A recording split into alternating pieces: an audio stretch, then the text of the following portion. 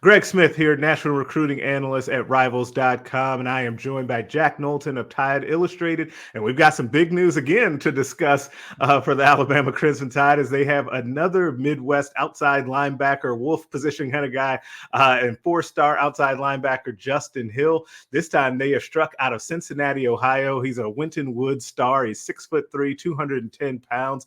I guess he picked Alabama over Ohio State, the in-state team. USC and Miami as well.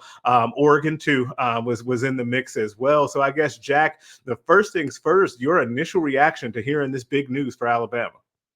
Yeah, I think surprise is a relatively accurate word there. I mean, Alabama had been in the mix for Justin Hill for some time, but it did kind of feel like the momentum was still, in Ohio State's favor, even after Justin Hill took an official visit to Alabama, here in the last month. And, it still kind of felt like the in-state power was going to win out here. Alabama, just a couple of days ago had Javion Campbell, a defensive line prospect who ended up staying in state at Kentucky. Yeah, I thought they were getting it's difficult to compete. It kind of felt like, the Tide would lose out ultimately to the in-state power, but a huge win, I think, at a position where they just got a commitment in Dawson Merritt, that wolf spot, and Justin Hill expected to probably slot in there as well.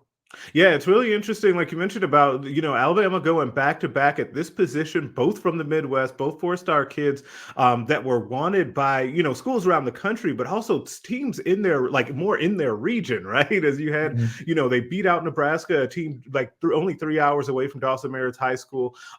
For him, you beat out Ohio State for an in-state kid that they really wanted. Like there is a difference. And, one of the things that I've kind of learned over the years is that Ohio State, when they want a kid from in the state, like their average is very high of being able to land those kids because those kids just see it as such an offer or such an opportunity and an honor once they do have that Ohio State offer, because they do not offer everybody from inside the state. So to beat Ohio State out for a kid like this, that also is someone that Ohio State really needed to get into the fold, into that defense, because one of the things that you and I were kind of chatting about beforehand, kind of off pod, is that, Ohio State has struggled a little bit to get players like Justin Hill into these recruiting classes, which is very weird to, when you think about kind of, they're still ranked number one right now. It's kind of the team rankings.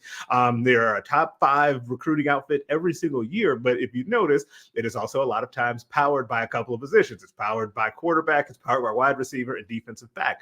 Those linebackers, they've had a little bit harder time, even when they kind of transition to Jim Knowles' defense, because they haven't had the personnel to be able to showcase that position, the position that Justin Hill would play. And so what it really, to me, has kind of come down to is that in the end, Justin really trusted what the Alabama staff was kind of selling and able to show about how they actually use this position versus, yes, we're going to get there eventually once we get a guy like you. And that it becomes a fascinating subplot here.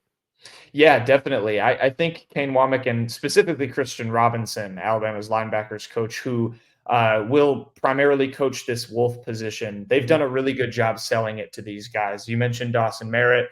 He's told me, that he sat for hours watching film with Christian Robinson, learning the position. They clearly have a good understanding of what they want that wolf role to be. They have a good understanding of kind of the archetype of player they want there. Dawson Merritt, 6'3", around 200, 205. Justin Hill, 6'3", around 205, 210. So, they have the right build. They have that, that kind of selling point. And that was a big thing I know with Ohio State was with Justin, was how much, was he going to understand and did he kind of feel comfortable in the position they were projecting him into. And I think Alabama made the better sell there. And that ultimately, allowed them to go into a, kind of a state that they don't normally, pluck a lot of kids from, and certainly, after contending with a power like Ohio State.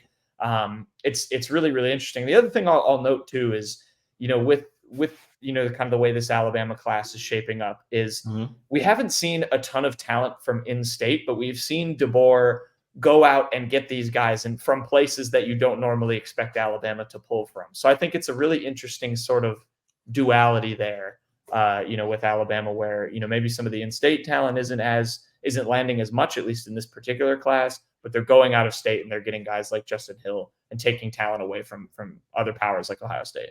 Yeah, and what's kind of interesting too is one quick note is that I did mention off top that Ohio State had the #1 class. Alabama was right behind them at #2, and depending on how things shake out, we could see that flip flop. You obviously, depending on how Alabama continues to add to the class, we could also continue to see them make that push for the #1 overall spot, which is going to be really fun to track, considering kind of where we started with guys kind of leaving the class, coming back.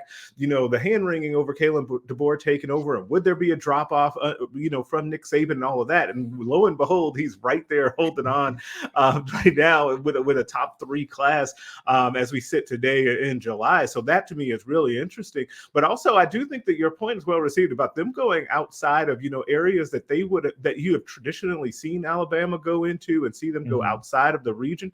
I actually think that that's something that could end up helping them in the region and inside the state going forward. Because if you can say, hey, we can go to Missouri, we can go to California, we can go to Ohio, and we can get these guys, then why couldn't you guys decide to stay home and play for us too? And then when you still continue to have those ties to those other places, you can also still pluck talent out of there. I think things are setting up nicely for the short and the long term as far as Alabama recruiting goes. And this is before we even see kind of the on-field product that it's going to be exciting, because that's just the way that he's always played. Like, DeBoer has always had his teams like that. So it's just I think things are coming together really nicely for this team and the staff right now.